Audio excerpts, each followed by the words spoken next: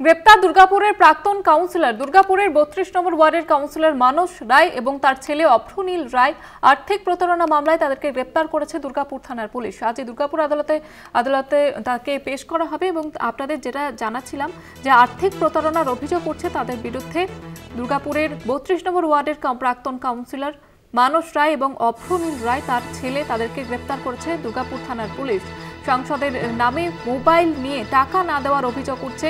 এছাড়াও স্থানীয় বাসিন্দারা তারাও সরব হয়েছেন তার বিরুদ্ধে একাধিক দুর্নীতির অভিযোগ তুলে আর্থিক প্রতারণার অভিযোগে তাকে গ্রেপ্তার করা হয়েছে।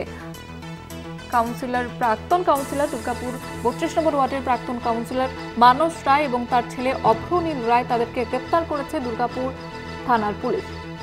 তাদের বিরুদ্ধে যেমনটা অভিযোগ যে সাংসদের নামে মোবাইল নিয়ে টাকা না দেওয়ার অভিযোগ, এবং সেই কারণে পুলিশ তাদের বাড়ি পৌঁছায় এবং তাদেরকে জেরাও করে। এবং পাশাপাশি আপনাদের জানিয়ে রাখবো, স্থানীয় বাসিন্দারা তারাও একাধিক দুর্নীতির অভিযোগে সরব হয়েছেন তার বিরুদ্ধে, এবং সেই কারণে তাদেরকে গ্রেপ্তার করেছে পুলিশ।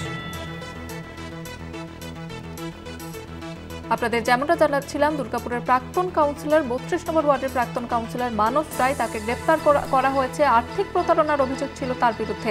তাকে এবং তার ছেলেকে গ্রেপ্তার করেছে দুর্গাপুর থানার পুলিশ।